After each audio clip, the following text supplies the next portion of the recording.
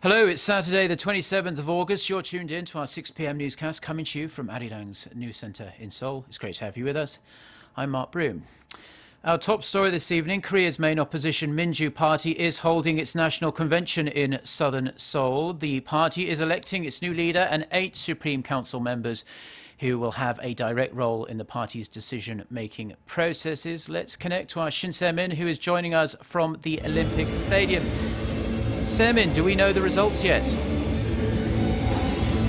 No, Mark, not just yet. We're minutes away from learning the new leader of the main opposition, Minjoo Party. We're still waiting on the last ballots to be counted as the entire voting session ended a little over an hour ago. Mark, just to give you a little bit of a recap, there are 3 candidates vying for the top seats of the Minjoo Party. They are Kim Sang-gun, a former head of the Minjoo Party's reform initiatives, Representative Lee Jong-gal, a former party floor leader, and Representative Chu Mi-ae, a 5-term lawmaker. All 3 gave their final speeches this afternoon before a crowd of roughly 9,000 party members and delegates. They announced and they argued why they would be the right choice to lead the party in the run-up to next year's presidential election. And as you mentioned, the party is also selecting 8 Supreme Council members, and we're also waiting on those results as well. Well, Se-min, plenty of party atmosphere behind you there, but there's extra focus on this leadership contest as we have a presidential election next year, and the Minjoo Party wants to ensure it can go from the main opposition party to the party that calls the shots by winning the election. That's right. The outcome of this election is set to set the tone for next year's presidential election. Barring a huge scandal or any serious issues, whoever wins today will be the one to lead the party into that election next year. Now, all 3 candidates have laid out why they have to be the one and what they have to unite the entire party ahead of walking into the election next year and taking the power back from the ruling Saenuri Party. Now, watchers say if Chu Mi-ae is elected, the party's so-called Moon Jae-in faction will be in the driver's seat as she has close ties with Moon, the former party leader and the man who lost to President Park Geun-hye in late 2012. And if she wins, it's very likely that Moon will make a second run at the presidency. But victories for Kim Sang-gun and Lee Jong-gal, who aren't as close to Moon as Chu Mi-ae, will make things much more unpredictable as they may want to take the party into a different direction. So we will keep a close eye on the results as it unfolds in a couple of minutes now. Mark? Thank you very much to Shin Se-min there. She's covering the National Convention for the main opposition party electing its leader. We should know that pretty soon. We'll bring you all the details on that in our next newscast coming up at 10 p.m. Korea time. Now, in other news, China has joined other members of the UN Security Council in condemning North Korea for its recent ballistic missile launches. Pyongyang's foreign ministry has responded to the adoption of the press statement, calling it a terrible provocation. Hwang Ho-jun with the details. It only took 2 days for the UN Security Council to issue a press statement concerning North Korea's recent provocations, including the launch Wednesday of a ballistic missile from a submarine. Even China, North Korea's only major ally, joined the other 14 council members in reaching a unanimous decision to condemn Pyongyang for its violations of UN resolutions and sanctions. This is in stark contrast to earlier this month when the Security Council gathered to address a similar issue. At that time, the Council failed to reach an agreement because of China's desire to include a message opposing the planned deployment of a U.S. anti-missile system in South Korea. Friday's statement did not include such a connotation. South Korea's foreign minister was quick to welcome the Security Council's move. Our government strived to ensure a stern response from the UN Security Council through multilateral diplomatic efforts with our key allies. The Council's resolute message to North Korea carries significant meaning. The South Korean government also said it sent a letter to the Security Council, expressing concerns and condemning North Korea's efforts to reprocess plutonium for its nuclear weapons program. On the same day the Security Council press statement was released, the White House said it was deeply concerned about North Korea's continued provocations, including the regime's ongoing nuclear and missile development. It also slammed the North Korean regime for its appalling human rights record. Hwang Ho-jun, Arirang News. Now, the 10th Yanji Tumen International Investment and Trade Fair gets underway in China on Sunday, but North Korean representatives will not be attending.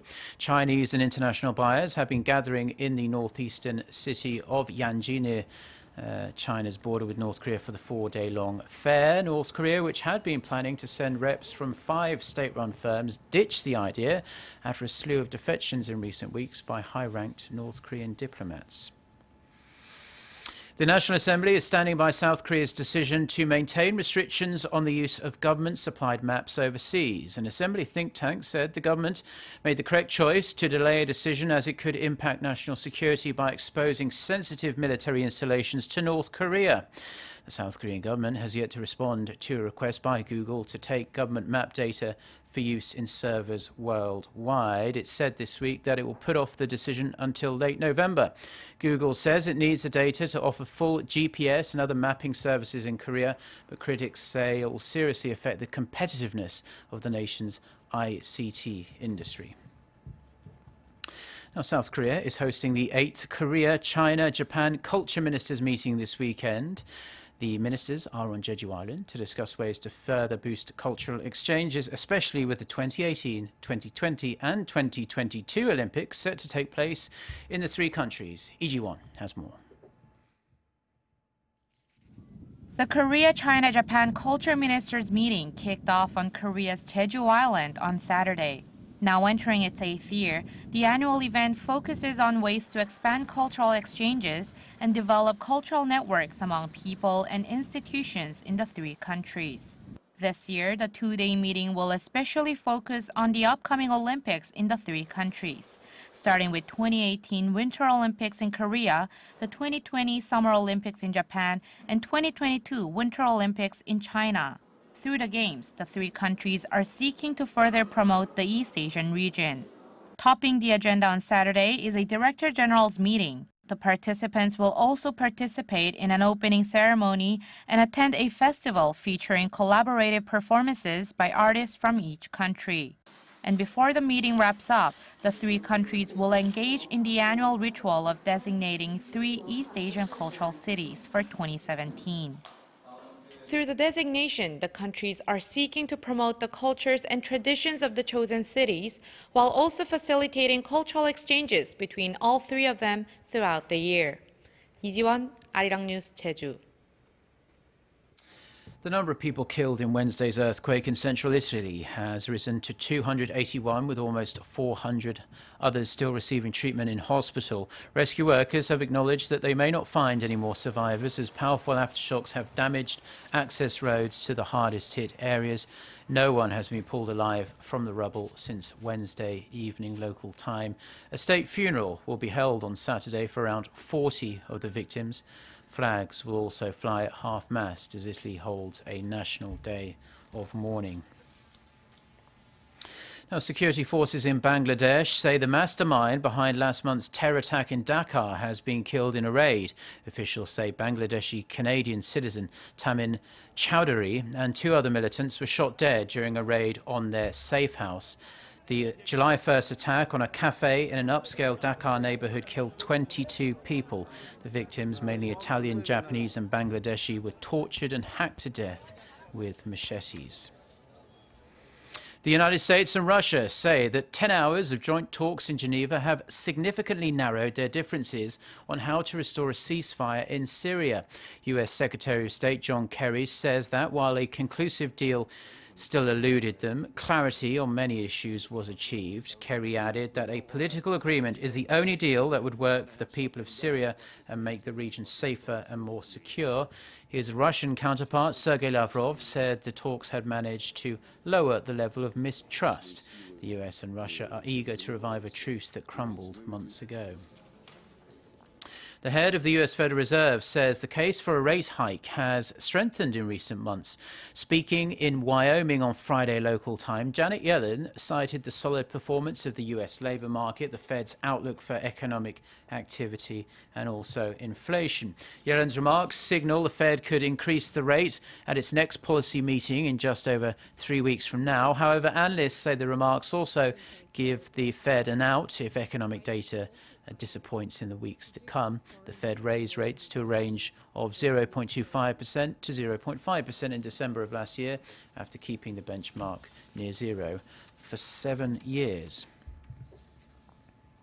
And finally, as we like to do at this time on a Saturday evening, we're going to take a look at the weather, and we have more sunshine in store nationwide on Sunday. Bear in mind, though, that the nights are going to start feeling a lot cooler in the coming weeks, so you may need to keep a light jacket with you if you're planning on staying outside late into the night. With that, let's take a look at the weather forecast for Korea and the rest of the world.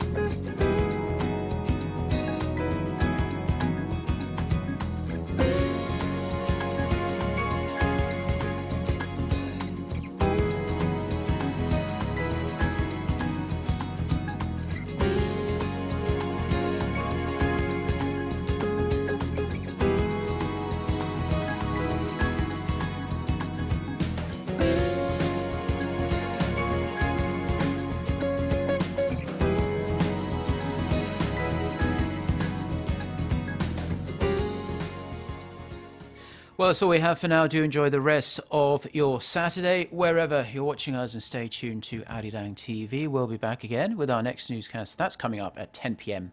Korea time. So until then, goodbye.